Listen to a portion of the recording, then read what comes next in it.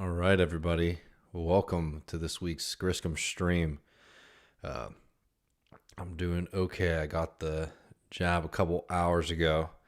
Um, I'm not feeling too bad, but I can definitely feel storms are brewing. But I'm happy to hang out for a little bit and take some questions from the chat. Um, I don't really have any too much big stuff to cover, though. There's a couple really crazy stories I want to jump into. But definitely happy to take some questions.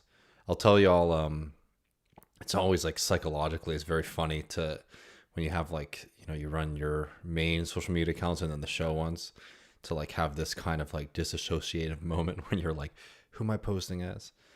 So I'm coming back a little bit from that. But anyways, I see y'all are all hanging out. Already got some questions in there, so let me get into that. Javier asks, says you never told us which position you played in your soccer days. I was a goalkeeper. Yeah, I still play a little bit. I haven't really found a group here yet in Austin, but I still like to get in there every once in a while. I'm not as fast as I used to be. But yeah, I love playing goalkeeper. It's a fun position because, if it's a difficult situation for your team and the defense is broken down, it's not always your responsibility to save the day, but it's nice to be able to, cover up mistakes. And I also like it a lot. It was a fun position to play. And that's one thing that's sort of hard for me about playing it casually is because I really do like, the full side 11 on 11 soccer versus 5 on 5 on the small goals. Because I was always really into the tactics. And that was one of the big reasons why I felt I was pretty good at the game, actually. Was that I had a pretty good understanding, at least of what the defense needed to be doing at all times. And I sort of enjoyed being able to see the whole field and let people know, okay, it looks like an attack is developing on the right. And, moving players around was a fun part of the job for me. I definitely enjoyed that. Let me see. There are some, goalies unite. I see we got a super chat here from Shane. I'll get to that in just 1 second. I'm just making sure I'm not missing too much. Second jab, so I'm done. Very, very happy about that, honestly. It was, I got to say, though, it's a little bit worrying to see.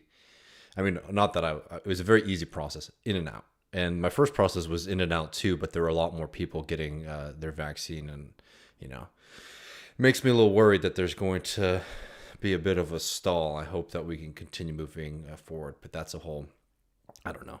I'm not an expert in this kind of stuff, but it looks like we're, in a difficult position where there's a lot of hesitancy. And then obviously there's whole communities that aren't being reached yet. So I hope that we can continue on this trend because I'd like to sort of be done with this, and I hope that everyone can get the vaccine. And obviously, not to be too American centric, there's the other fight too about making sure that people can get access to the vaccine globally. And on that subject, we're going to have Luke Savage, who is a writer for Jacobin magazine, on this Thursday to talk about Bill Gates and his vaccine genocide policy. Maybe some insight into what broke them up. Actually, it was interesting too. I was reading, I think Doug Henwood was posting an interview with Financial Times or something like that with Melinda Gates, where she's sort of gone 180 on talking about how they need to open up the vaccine patents. So potentially that could have been, something driving in between their marriage, but don't want to speculate too much. So Shane says, and thanks so much for the super chat. I really appreciate it. Shane says, sup dude, how do we respond to people who think the owner class deserves exorbitant profits for enabling the privilege of trading labor for capital in a way which might resonate with their mindset? Well, you do a little twist at the end there. I mean, how do we? I'm trying to figure out sort of like who we're talking to here.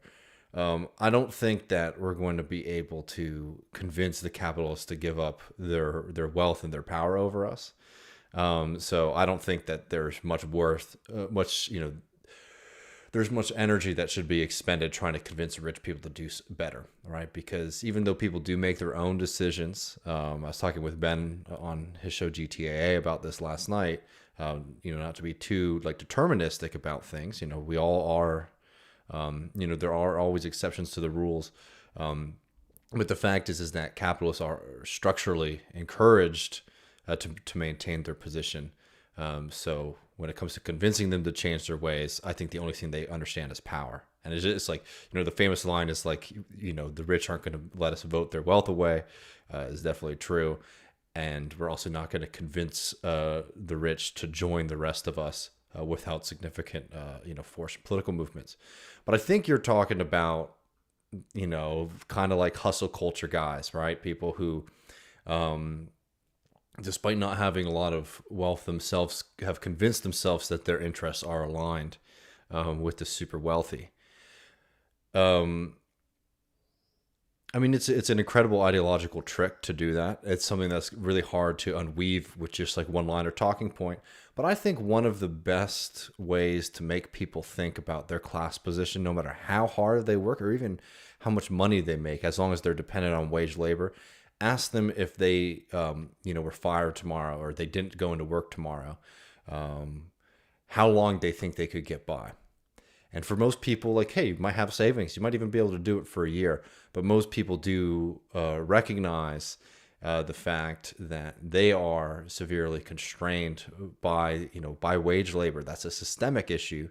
Well, the super wealthy, the people who own assets, wealth generating assets, which essentially are just schemes to exploit other people's labor, they don't have that worry because those things will continue pumping money to their bank accounts, regardless of if they're showing up to work or not.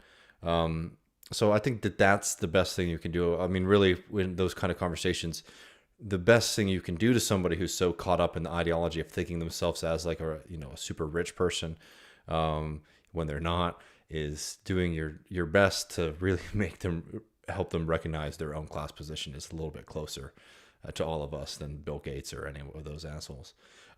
Jason, thanks so much for the super chat there. And it says, have you been keeping up with the situation in Colombia? Yeah, it's pretty, it's pretty exceptional. For people who aren't familiar, Colombia, there's so much talk about Venezuela, being a failed state and all this kind of stuff from, U.S. Media. But, Colombia for years and years is like, it's a narco state run by extreme right wingers, in alliance now with Bolsonaro and all the, the pigs of the world. And it's hit ahead. We'll do a big segment on it on Thursday for sure. But solidarity to, all the protesters out there this week. It's been pretty exceptional. Yeah. Let me see. Javier says that you never want to mess with the goalie. Played there for a while. It's tough on the anxiety. Yeah, I know it's definitely, but you learn how to play under pressure, and that's really something that's really fun, too, is once you learn to just sort of, be in the moment and understand your responsibilities and, always strive and be motivated. But like the real trick psychologically with goalkeeping is understanding that, if it's an impossible situation, it's an impossible situation. Anouk says, David, can we expect some Mass Effect streams between you or Matt on Twitch? Maybe. I don't know if was I tweeting about this or something. I actually have been replaying Mass Effect this week, so maybe I'm trying to figure out how to set up Twitch stuff on my end, and I need Matt to teach. I'm doing these things. I'll be able to share some websites with y'all later, but I'm still learning how to do all the streaming stuff. So maybe I can get that set up sometime soon. Well, for the 99%, that's the kind of hustle I support. Just stay hydrated. I did and didn't have much in the way of symptoms from my second Moderna. Yeah, that's what the doctor told me today whoever was giving my jab told me to actually is hydrating. So no beer tonight. All right, let me see. Yeah.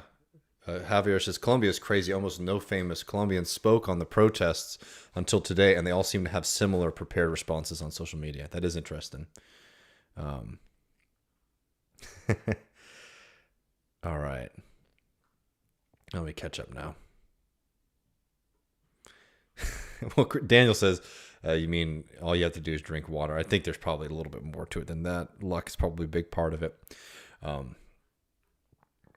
All right.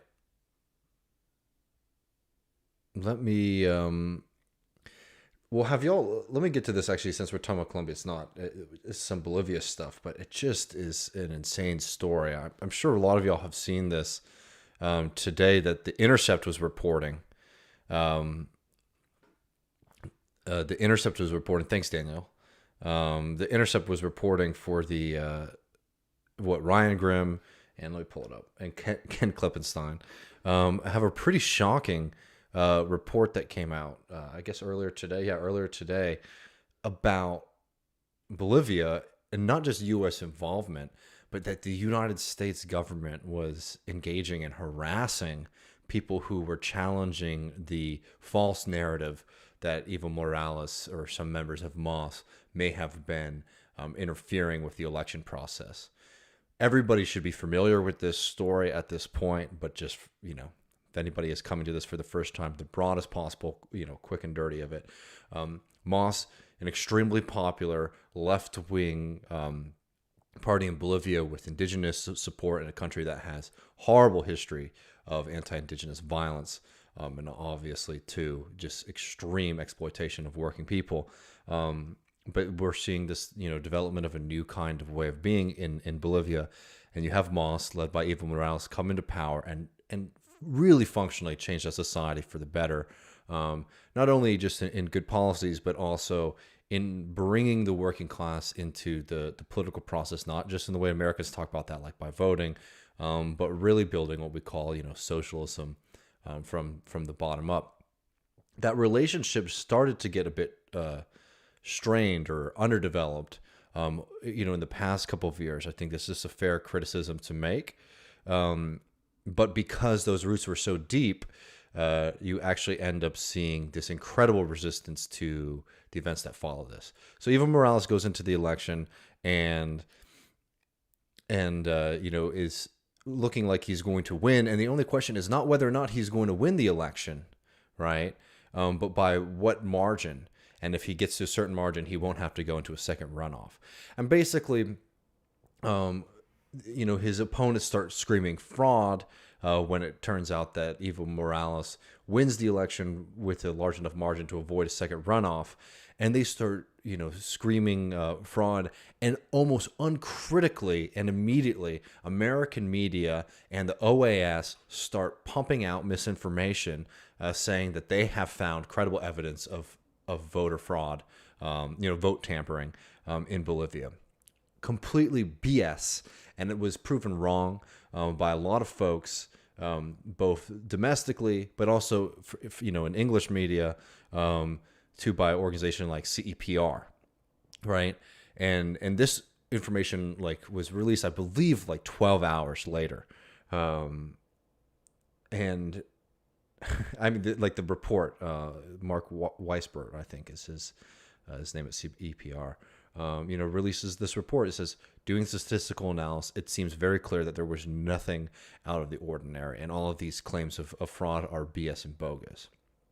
Despite that, because there's so much U.S. uproar about it, because there's so much uproar from organizations like the OAS, a right-wing coalition basically seizes power with the help of the military, and people get all worked up. It's like, oh, it wasn't a coup. They were following their constitutional arrangement.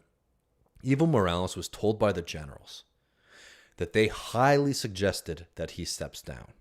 When you have the leaders of the military come in and speak to you and tell you it's in your best interest to step down, that is a military coup, right?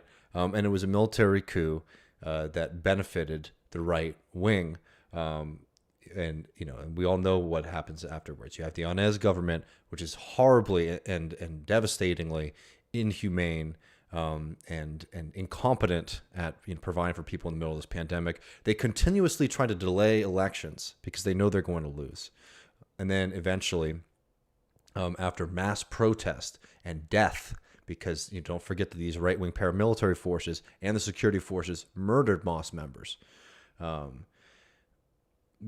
After much protest and fighting, it takes almost a year, MOS comes back into power, right? I bring all this up. Sorry that it was a little bit of a long one because I'm sure y'all know this story, but I think it just needs to be said time and time again, especially because there was a time when a lot of people on the U.S. left were refusing to take a strong stance on this. And I'm going to tell this story that just released in The Intercept because it's crazy. But I'm just remembering when Michael, Matt, and I were sitting in our studio when the coup was happening, because it was on a Tuesday, right? And actually, the election was on a Tuesday. We were sitting there and first got these like reports about like alleged fraud. And we knew from understanding Moss, understanding the dynamics there, that these were BS claims. But a lot of other people took a sit and wait approach to this question, right? Whatever. But as it became very, very, very clear what was happening, as you started to see the right wing crackdowns on folks, you have all of these people in the center left, and also some people, in left media, acting as if like you have people, center left. Folks, there's a million tweet dunks that we can do on all of those guys talking about how this is a return to democracy. But you also had this left wing movement too that said like, oh well, the people are rising up against Evo Morales because they're done with extractivist policies and they want to have a much stronger eco-socialist approach, right? One of the most delusional takes out there when it was very clear that what was happening was a right-wing, neo-fascist, Christian, white supremacist coup to control and to privatize the country's natural resources. You still had some people on the left acting as if, this was some kind of, Korean revolution. Absolutely BS. But obviously, it took some people a long time to realize how wrong they were on it. For the most part, there has not been a reckoning. There has not been a reckoning on this. But now I think most people recognize that what happened in Bolivia was a coup, or at least was not a good thing. And one thing that was so frustrating is even as the New York Times, I remember they put out, their kind of very, slight apology. Oh, we realize we got this wrong, blah, blah, blah. They never really reckoned with the fact that them publishing this and pushing this only emboldened the right wing in that country, and it only emboldened the forces that were working behind the scenes to make this coup happen, right? They were acting, the New York Times acting like they had no role in this. I bring this up because you still would get these reportings that oh, Evo Morales is claiming without evidence that there was U.S. interest in this coup. Evo Morales is claiming without evidence that the United States participated in the coup in some form. Evo Morales erroneously calls what happened a U.S.-backed coup. Right? You saw these headlines all the time. Well, look at this because it's something else. Let me pull this up for you. I hope this is working. This is my first time doing it. DOJ threatened MIT researchers with subpoena in collaboration with Bolivian coup regime. Ken Klippenstein and Ryan Grimm. This is a great piece. Basically, let me get to it. I'll read the first bit and then I'll go down a little bit because it gets really insane. It's quite frightening. A Justice Department trial attorney repeatedly contacted MIT researchers asking, eventually under the threat of subpoena, about research they had conducted on the 2019 Bolivian presidential election, according to emails obtained by The Intercept. Sent between October 2020 and January 2021, the emails point to the existence of the Justice Department inquiry and add new evidence to support Bolivian allegations that the United States was implicated in its 2019 coup. And they go on to break down how these researchers, these statistical researchers, who prove very, very, very clearly that that there was no way that fraud was committed in the way that it was being alleged. They were being harassed by the United States Department of Justice on people, on the orders, on the suggestion of members of the coup government. You're getting this right, that the DOJ was coordinating with the coup government in Bolivia to target and harass people who were challenging and proving that the narrative that they were pumping out to the world was wrong. It's horrifying, not just because it shows just how well coordinated these things are behind the scenes. And again, it's horrifying because the cost of this action was immense, not just in bad policy, but in human life. It's insane to know that the United States government is still acting so brazenly in that part of the world. But what's also frightening is to think that the Department of Justice is intimidating journalists, essentially, right? These are researchers, but they're doing public-facing work here. Are intimidating people because they are challenging a CIA. Maybe we'll figure out how deeply these things go, but at least a U.S. amplified and right-wing generated narrative that was proven wrong time and time again, right? It's extremely frightening. The researchers had no idea when this was first happening what to do. They thought it must have been a mistake, because ironically enough, the DOJ member who was reaching out to them kept on citing Paraguay instead of Bolivia. But just because one person messed up in an email doesn't mean that these things aren't well coordinated. Well, let me see, because there's some other stuff in this. Yeah, it's pretty exceptional stuff. You should definitely check out the article. It sort of goes out through the way that what these people were dealing with, but it shows undoubtedly that there at least is an open line of connection between the Department of Justice and the Bolivia coup government, and that the Department of Justice was willing to harass and intimidate journalists. Right? This is not some kind of accidental thing, and I think it's great that so many people are worked up about this now. And I don't by the way, us getting mad about this is not being like, oh, we're the only, we're so right, everyone else is so wrong. It's just, when you do this kind of stuff, especially for us in independent media, right? Because we just have different, we don't have staffing of big news organizations. So when the New York Times flubs this, it's actually it's exceptionally disgusting, right? When somebody who's doing a similar show to this messes this up, it is messed up and is disgusting in its own way, right? But you can say okay, well, you're trying to understand the world and you might not know everything, right? But when there isn't a kind of self-reflection about this kind of stuff, that's where I get really mad. Especially when you try to act like, I was actually right about this the whole time, and just hope that people forget.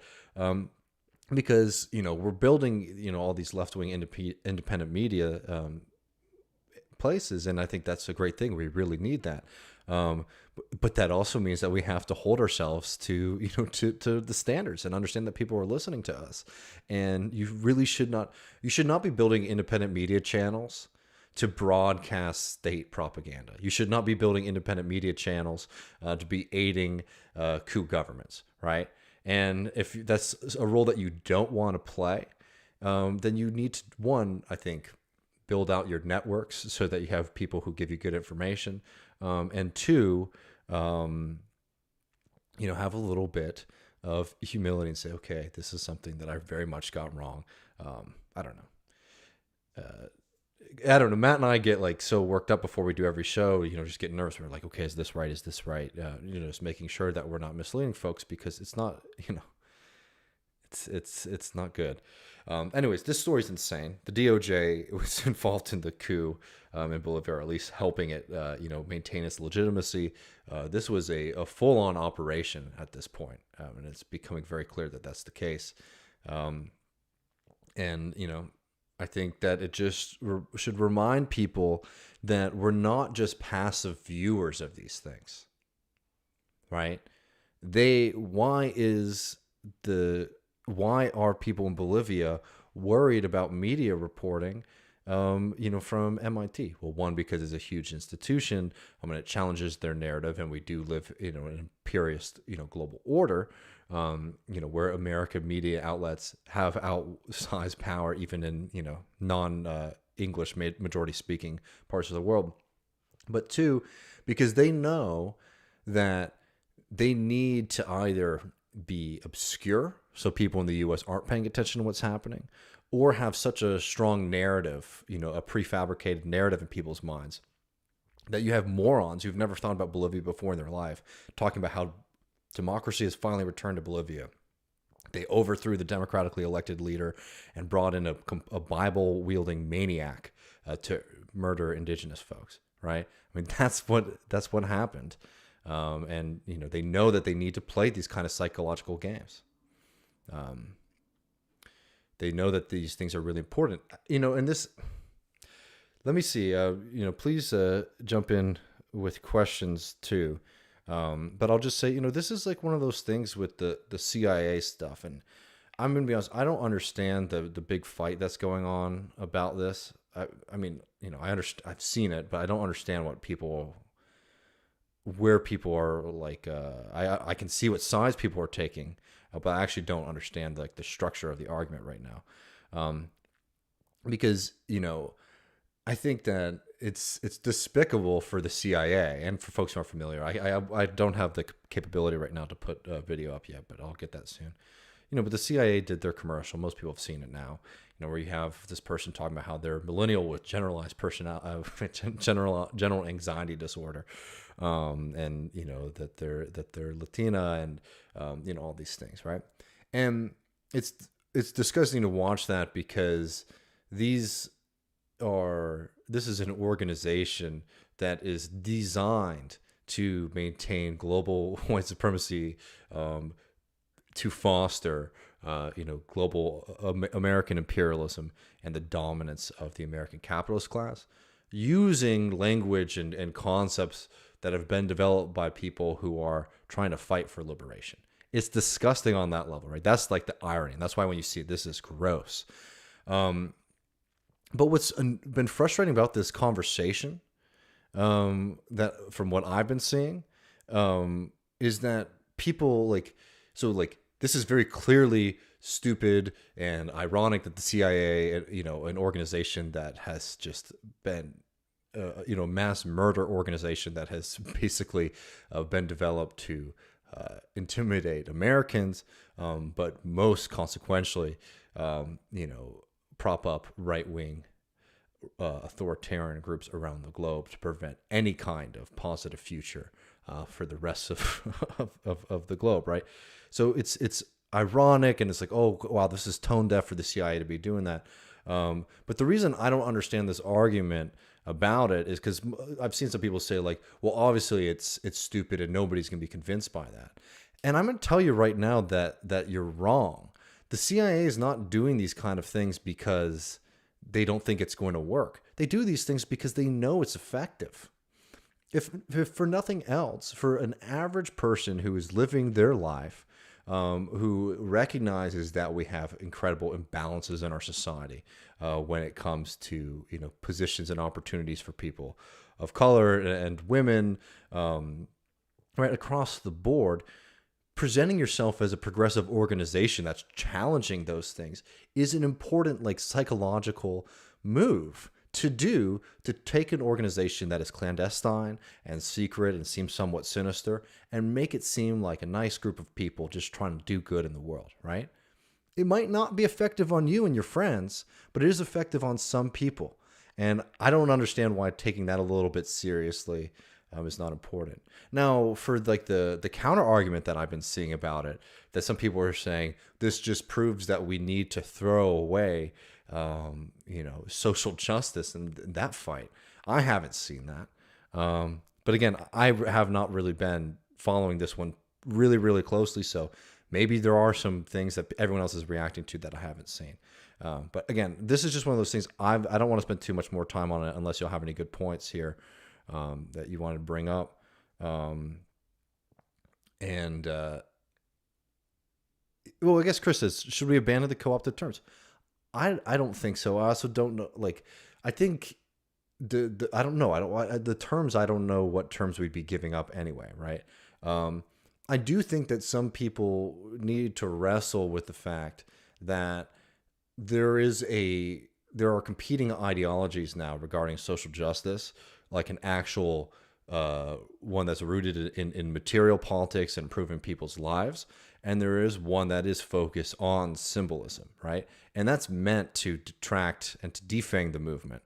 And I think that people need to wrestle with that a little bit more seriously. But I don't know. This is one of those things where I think people are going into these, or these things are getting filtered through people's individual ideology. So it's something that we need to work on, because it's just getting a little bit too predictable, especially right now when we don't have. Yeah, and Dissident Peasant says it was literally just the more women drone pylons of color meme come to life. I think, I think that they think that they can make it, and I would say that I do think that it works. What I'm saying is not that we need to change our like. I think we should always be reevaluating our strategies.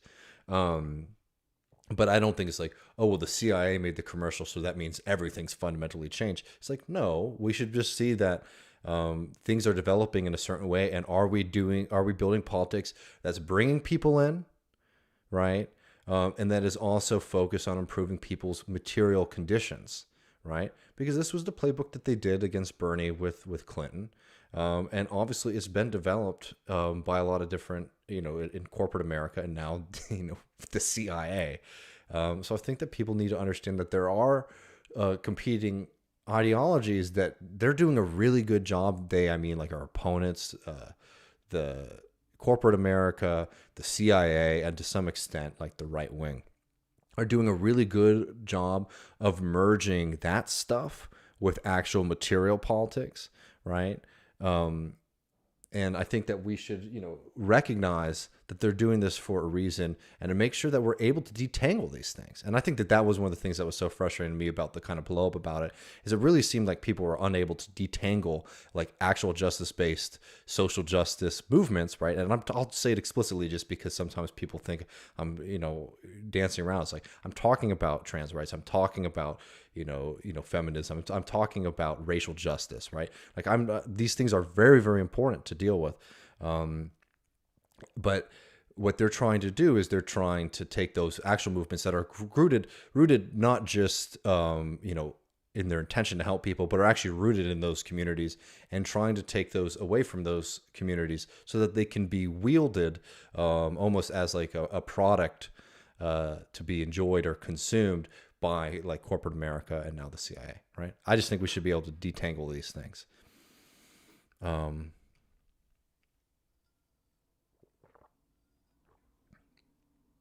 As someone on the European left, I really, really, really can't stand the U.S. specific notion of liberals separating cultural and economic left.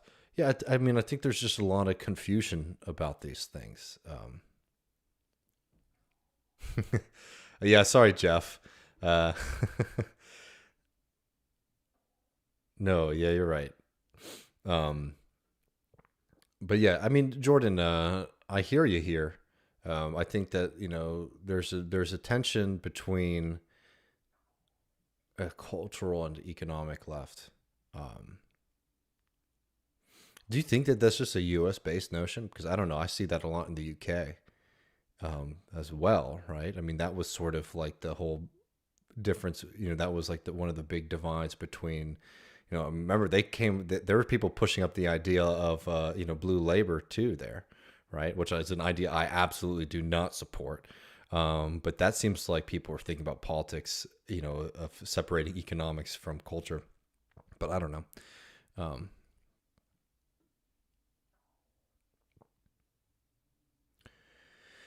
Javier says, trying to think outside your ideological bubble, do you think the average American has a particular region that makes them more interested in foreign policy than others, Mid East than Africa? Um, no, I don't. Maybe Europe, but I think it's pretty incredible um, that America. And this is one thing that like I've tried to push back. I think we do a lot of European politics on this show too, but like there is a problem with the U.S. left of being a little bit more attuned to what's happening in Europe than the rest of the globe. Um, but yeah, people are obviously interested in the Mid East because we've been engaged in the longest war of our history there, but almost on a completely surface level. Jordan says, I mean the terms themselves. Was I missing something? Oh, I don't really think Jordan says I don't think that leftism really makes sense without the economics. Well, yeah, I mean, at that point, you're riding on the coattails of of the economic and class based push.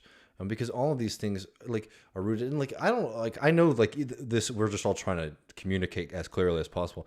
I don't even like using the word economics because it's like it makes it seem too dry and like academic. What we mean is class-based politics, and what we mean by that is working class-based politics.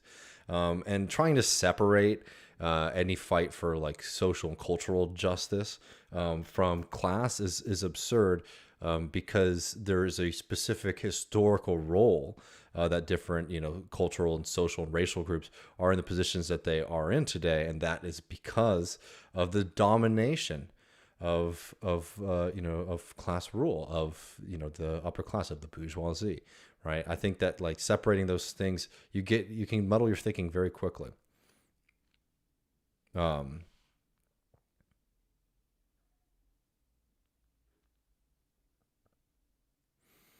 well, I don't know if I was misheard, but what then makes sense without economics? I'm saying the economics are important. I'm saying the term I think makes people think of like that, like the class you take at school, right? Instead of what we mean is like class-based politics. Your class is determined by economic standing, your relationship to the means of production. All right, y'all. Um, yeah, dude, we're on the hydration train today, keeping it up. It's hot as hell here, so I need it anyway. Um, Yeah, I mean, Monroe Doctrine certainly has a lot to do with our involvement in Central and South American politics, and the reason for that is because there are significant economic interests in controlling of of dominating hmm of dominating that region because it's extremely rich. I highly suggest, and I know I've suggested it before, but reading Open Veins of Latin America. That was a book that I can quite honestly say changed my life. Not because, and this is one thing that I think is good to understand too with these things. Not because I didn't know that there was historically a lot of abuse that that part of the world faced, but I didn't realize how profitable it was and how crucial it was for industrial development in Europe. And two, it's just a horrifying book, though empowering at times to see all the resistance in that part of the world.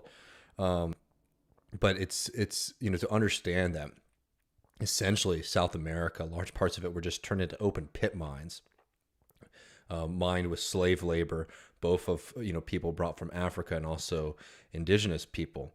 To understand that history, I think it's really critical to understand that part of the world today, but also the global system. To understand that European development was very much predicated on extreme extractions of wealth from the rest of the world, including Asia and Africa there as well, obviously. But just to understand how critical that period of history was in creating the system that we have today, I think it's really important to ground yourself so that you don't get into these stupid cultural arguments that people make. Um, Left is best as are you following the pre?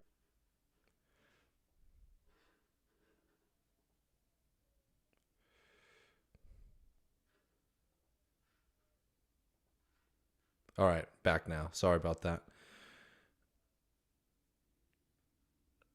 I'm back. Let me reset. So we're talking about Pedro Castillo, who I just got to say, one incredible gimmick for people who aren't familiar. He ran around the country, one in his cowboy fit, which I appreciate very much, but two with a giant pencil because one of the campaign planks of one of his campaign planks was that they're going to rewrite the Constitution, which they desperately need.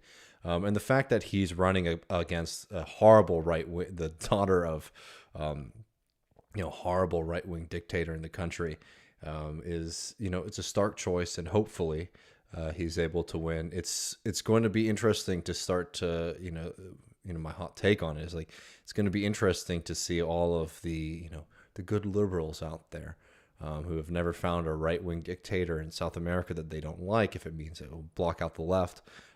find ways to defend the daughter of a former right-wing dictator who's in prison for crimes against humanity. Will be very interesting. Daniel asks, did you see the film Parasite? Did you like it? Follow up. What do you think the role of art is in the political movement towards a more progressive society, if there is any at all? I saw Parasite. I mean, I thought Parasite was a fun film. I think that, film art and film are just incredibly important as in general. I think sometimes we should, let me catch this right. Using art as a way to develop our consciousness and our way of thinking and to sharpen our politics and our worldview can be really incredible. I've had, moments watching films that have very much impacted me. Hell, as goofy as a kid sound, I've had moments playing some video games sometimes that can make me think about the world differently, because I think escaping from yourself can be really good for thinking. I will say, there's all this controversy about Parasite, like, oh, well, this famous person said they liked it, but they're rich. I mean, Chrissy Teigen was like, I love the movie Parasite, and Barack Obama said it too. And all these people are like, no, you don't understand the point of the film, blah blah blah. It's like, no, they got it. They either filtered it through like their own ideology that doesn't paint themselves as the victims. I'm sorry, as the oppressors or the villains in the film, or they understand it just like you can watch a film that's not, doesn't have a good Marxist or socialist analysis and get caught up in the story of that as well. What I mean by this is, like, there is no movie that's good enough that Donald Trump is going to watch it and his heart is going to grow 10 times. There are movies and films and music that can encourage us and sustain us and give us the energy that we need to keep going. So I think that's a good thing. But I think that understanding the limits of these things is important, because there are some people who are like, oh, I'm gonna convince somebody of my politics with this film, this or that film. I just don't think that's the case.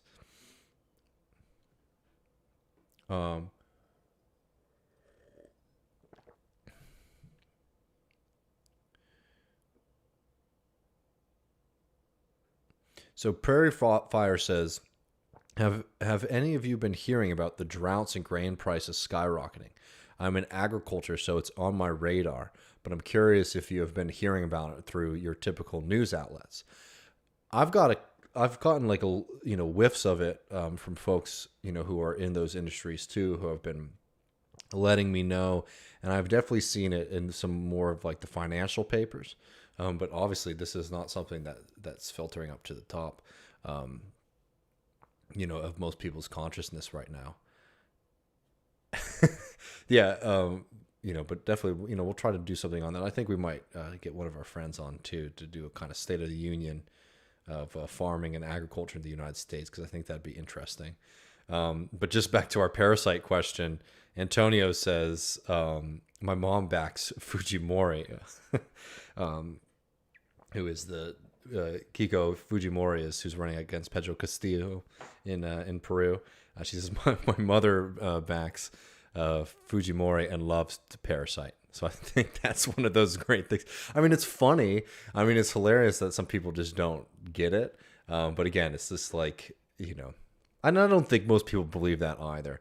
I just think, there's some folks, who really put a lot of weight into it. Even like socialist, like realism, for example. I mean, there was a whole period of time when Marxists were, considering that what we need to do is to like empower the proletariat with art that shows their strength, right? Some of it's cool, some of it's crap.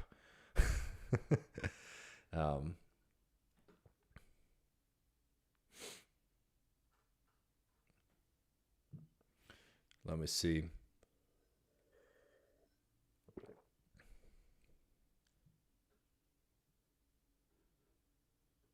Oh, this is Prairie Fire. I didn't realize you had changed your name. It's Kowalski. Yeah, well, you know about those. You know about that anyway. Then, what we were talking about.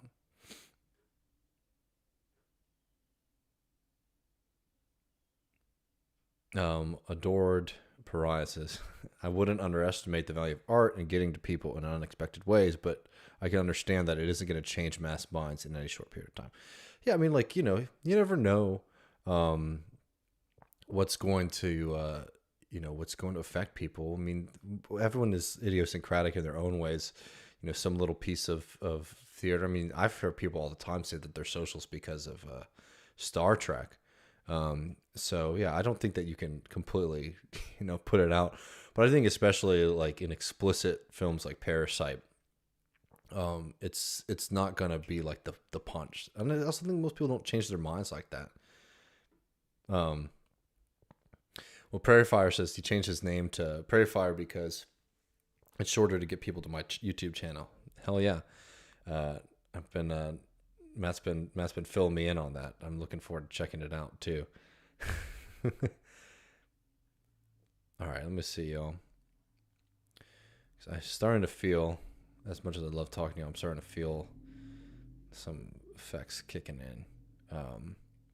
Wasn't Papa Fujimori removed from office? I mean, he's in jail for for crimes against humanity. Did horrible, horrible, horrible stuff, and they're trying to get him out.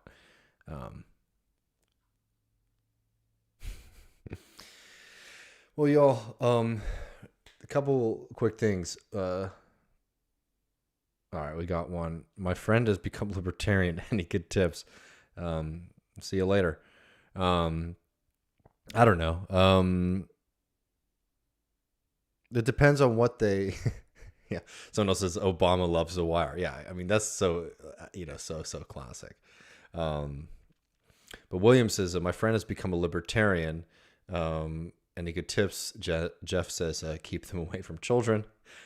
But I mean, these things depend where they're rooted in. If it's somebody who's actually genuinely interested in freedom, I think go that route, right? There's a lot of great arguments, something that I'm very motivated by, that socialism is very much about freedom and actually breaking the authority of the bosses over us. If they're libertarian because they think that worldview is the most predictive of human history, I think that you can go through a lot of different historical examples with them. Like libertarianism doesn't have the predictive powers or even the analytic powers of Marxism, right? So it's not like a philosophy in that kind of totalizing sense. So I think it's weak there. But if they're just somebody who wants to make a bunch of money, so they've become anti-mass, but they are not racist or pro-corporate, right? So that's just like a skepticism of the government and probably a little bit of selfishness in there. I think that the advantage for us as socialists when we're talking to libertarians is that we don't have a lot of love for the government either. I think one of the best things you can do to dissuade people from socialism, from libertarianism, and maybe encourage them to consider socialism is to one, break down the thought process that socialism is about expanding the government, which it's really not. It's about expanding the power and freedom of working people.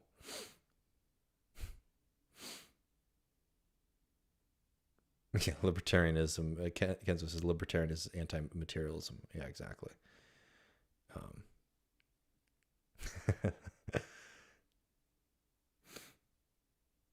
Yeah. Just got to show them any number of Sam debating them. I wish I had the patience for it. I really just don't. I don't mind engaging people who disagree with me, but there's like pedantic stuff that I just don't think is. It's fun to go through. Yeah, did y'all see the Autumn says I love how libertarians have become such a joke online. It's very, very good. I thought it was very funny how one of their libertarian parties the other day was saying that we need to get new material and stop making fun of them for pedophilia, which is pretty good. A leftist best says, have you spoken on the importance of waiving the COVID patents for the global south? Absolutely. It's monstrous that's, it has been waived. We've been talking about that, many occasions, but particularly in response to what Bill Gates is saying, that they don't have the capacity to produce them in any. I'll just give you the top line on this, because we're actually going to do this on Thursday with Luke Savage to talk about the vaccine apartheid and the role of the COVID vaccines here. But it's the arguments that they make is, one, that's not what's causing the problems. But it's actually like lack of ability in other countries, which has been completely debunked at this point, right? There are, contrary to what Bill Gates is saying, facilities that are prepared and ready to produce the vaccine as soon as they can get the plans, the patents for it, right? And in any case where it is true that there are countries that don't have the capacity today to produce those vaccines, it's because of patents of other things. The United States hoards the United States hoards medical materials, and then hoards the patents about how to use those materials. So in all of these cases, the lack of capacity in other countries, again, that's not even the fundamental issue here. But wherever it does exist, that could be bridged with knowledge sharing, which is against the patent stuff, right? So the COVID vaccine patent itself is a problem, but where it's also running up into trouble is that there are other techniques and technologies that we control that we're not sharing with the rest of the globe, which is just another example that capitalism creates a kind of death cult mentality. But we're going to talk a lot about this, and also why Bill Gates is a bad person with Luke Savage on Thursday at 8 Eastern, 7 Central. I'm going to head out now. And for folks who haven't checked it out already, we had a conversation with Milton Alamati on Sunday for patrons on the radical legacy of Walter Rodney. I highly suggest you can do it right after this. Watching Walter Rodney's speeches on YouTube. They're incredible. He was an incredible revolutionary and theorist who does a great job of explaining the history of why Africa has been so underdeveloped, and also helping us understand people like Idi Amin and Mobutu, right? Who people sometimes are like, oh, this is an example of what happens when, these countries get to select their own leaders. They create these, dictators, right? Which is an absurd, paternalist, disgusting, racist notion. But Walter Rodney actually shows why do these people come into power, and how do they maintain their power? A little hint, the relationship of those countries to global capitalism, global production plays a huge role. But it was a really enlightening conversation. You can get access to that by joining us at patreon.com/leftreckoning. And I'll see you all on Thursday. Take care.